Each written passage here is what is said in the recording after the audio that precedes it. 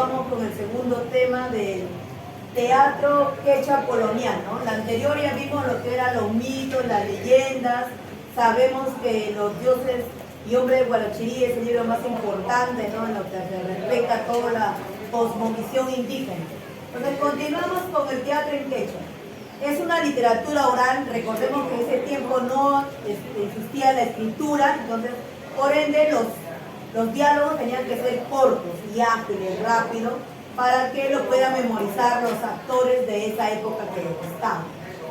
El idioma que predomina pues en la literatura incaica es el quechua, entonces esa forma se va a ver. Hay otros idiomas también, el aymara y otras lenguas también que se estaban dando, pero el quechua era el idioma dominante en ese año. Significan representaciones ya no solamente de cuando los incas derrotan a las culturas preincaicas, sino también van a representar a la conquista española, ¿no? Como los españoles derrotaron a la cultura inca. Nació probablemente este tipo de representaciones en fechas religiosas, en las festividades. Y como dije anteriormente, el Inti Raymi es la fiesta no más símbolo, ya que su dios principal para todos los incas era el dios Sol, el Inti. Entonces, por esa razón, es una de las grandes festividades que hasta ahora se celebra, ¿no? Un 24 de junio. Va a haber dos tipos de teatro. El religioso, donde mayormente vamos a ver cantos y bailes, ¿no? Una alabanza a todos los dioses. Y el teatro heroico, donde se demuestran las tropas triunfantes, ¿no? Las tropas del Inca, sus soldados, cómo van conquistando más territorios. El drama es la mezcla de los dos, tanto del religioso como el heroico, ¿no? Las dos mezclas se va a dar, así como en, digamos, en literatura universal el drama es mezcla de tragedia y comedia, acá es el teatro religioso y heroico. Los malquis, así le llaman a los grandes escenarios, ¿no? O sea, recordemos que los escenarios son las plazas y los bosques, ¿no? Incluso en el Inti Raymi se celebra pues en el Ollantaytambo, ahí o en el Sacsayhuamán muchas veces. Bien decorado, recordemos, porque va a ser representado ante el Inca, ¿no? El Inca va a ver toda esta fiesta solemne que se hace ante él.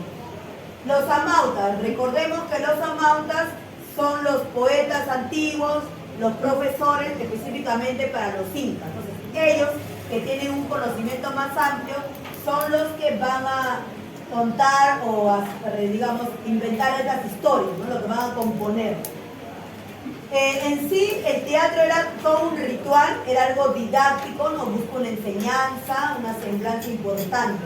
Y la pieza más importante que hasta ahora se mantiene es Ollantay. Entonces, hoy día vamos a hablar a partir de este momento todo referente a la obra de Ollantay, ¿ya? Todo ello. Entonces, ¿cuándo recién fue publicado? Porque miren, en esta época no hay escritura, pero recién en el año 1770 el sacerdote, ¿no? Antonio Valdés es que va a recopilar esta historia de Ollantay, ¿no? Entonces toda esta historia va a ser recopilada por él, no va a decir obvio que él es el escritor, ¿no? Le queda como anónimo, de esa forma. Las características de la obra de Ollantay, vamos a ver personajes muy bien caracterizados, o sea, usan ropa apropiada de la época, entonces se van a esforzar mucho en ello. Los diálogos, como digo, son cortos, son breves, ágiles y vivos para que lo puedan memorizar. Y un lenguaje poético, ¿no? También vamos a ver un poco de romanticismo, de versos dentro de la obra de Ollantay. Predomina la metáfora. Recordemos que la metáfora es una comparación directa, entonces eso es lo que se va a dar dentro de los diálogos. Y también encontramos el uso del monólogo, ¿no? Entonces, va a haber un personaje que va a hablar sola ya que está encerrada. Entonces, esa persona la vamos a conocer ahora.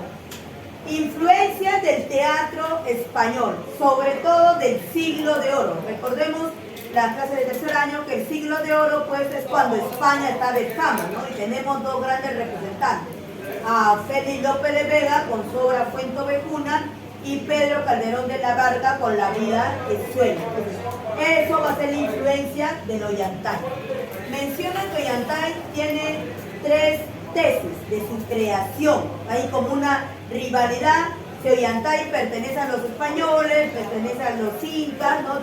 Esa rivalidad la vamos a ver.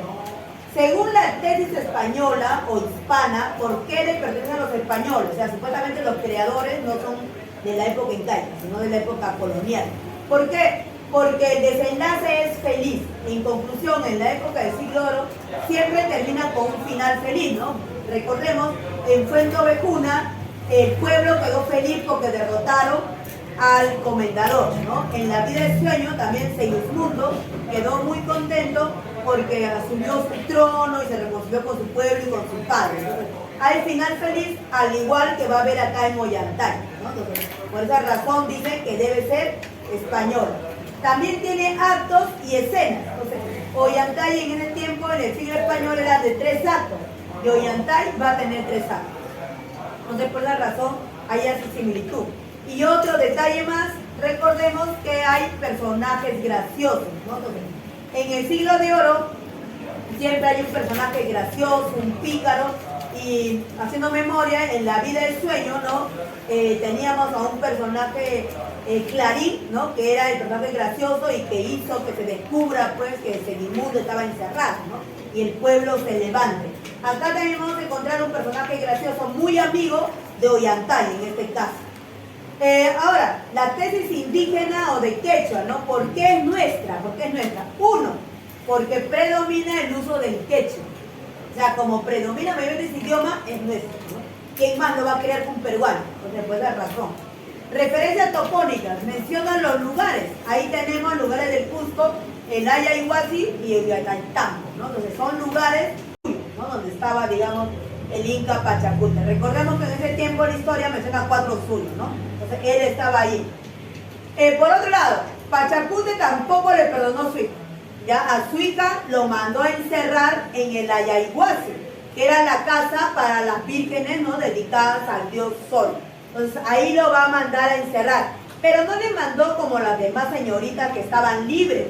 A ella lo encerró en un calabozo. Ya ahí detrás de una reja. Va a estar en la parte oscura, todo. ¿Y quién lo va a cuidar? Pitusaya. Pitusaya será la carcelera que se encargará de alimentarla, vigilarla, etc. Ella es la que se va a encargar. Bueno, ahora en este momento, ya Ollantay se va y se va a trincherar en el Ollantaytambo. Ahí va a tratar de levantarse contra el Inca, ¿no? Como ya no me quiere, ahora me rebelo ante él, ¿no? Eso es lo que él está buscando. Bueno, Cusicoyor sufriendo de tristeza, sobre todo porque ella sabe que está embarazada, cosa que Ollantay no sabía, solamente ella. Y bueno, van a pasar los meses y ahí van a nacer su hija. Su hija se va a llamar Imazuma, que significa bella niña, ¿no? Pachacute significa restaurador del mundo, por ejemplo. Y bueno, ahí van a ser su hijita. La Pitusaya la trata de cuidar, no le va a meter en la prisión Pitusaya, la niña va a estar libre dentro del Ayahuasi, ¿no? Como todas las señoritas, ¿ya? Y así va a vivir. Bueno, la que va a hablar los monólogos va a ser Cusicoyor, ¿no? Quejándose de dolor, de tristeza, etc. Y en todo este tiempo prácticamente ella está haciendo como una huelga de hambre, come poco, etc. Y por otro lado, ya Ollantay ha puesto como su brazo derecho a Orco Guaranga, ¿no? Él será su general que se está enfrentando. Entonces, ¿quién ha asumido para ser general por Pachacute? Rumiñahui. Ya Rumiñahui será el general del Inca y su misión es evitar que Ollantay avance. Esa es su misión. Pero Rumiñahui derrota tras derrota, no va perdiendo, etc. Han pasado ya 15 años. ¿Ya? En estos 15 años, Pachacute ya murió y ha asumido el poder su hijo, Tupa Yupanqui, estimado por la realeza, significa. Entonces, Tupa Yupanqui asume el poder y le dice a Rumiñahui que como sea, sí o sí, tiene que atrapar a Ollantay porque lo va a condenar él a la muerte. Eso le dice. Tú me lo tienes que traer. Yo lo quiero acá. Bueno, Rumiñahui va a pensar, a hacer, porque de verdad siempre pierde, ¿no? No sabe cómo más atrapar a Ollantay. Por otro lado, en estos 15 años, Imazuma siempre ha escuchado llantos, lamentos ahí al fondo, ¿no? De la Ayahuasi, y se han querido acercar, pero Pitusaya le decía que no se acerque, que ahí hay un animal salvaje, ¿no? Que le pueda hacer algo, que mejor no vaya. Cuando era niña, como quien dice, creyó la historia, pero ya a los 15 años, no ella, ya que tiene Imazuma, ya no va a creer y se va a acercar, ya va a hacer contacto donde está la carcelera y ahí lo va a ver. Se asusta en primera instancia porque en verdad era un ser que estaba todo echado, arrinconado, se le miraba lleno de cabello. Entonces ella en un momento piensa que es un animal en verdad, y cuando le responde se da cuenta que era un humano, ¿no? Que estaba sufriendo. Allí hablando entre ellas dos ya, Imazuma con Kusikoyo, se descubre que son madre e hija, ¿no? Y Imazuma obvio que no va a dejar a su mamá ahí y va a buscar la forma de salir del Ayahuasca para hablar con su tío, ¿no? Con Tupa Yupanqui, ¿no? Yo voy a hablar con el Inca, eso es lo que ella dice, ¿no? Entonces, trata de salir de ahí. Por otro lado, Rumiñahui, ¿qué se le ocurrió? Engañar a Ollantay. O sea, ya cuerpo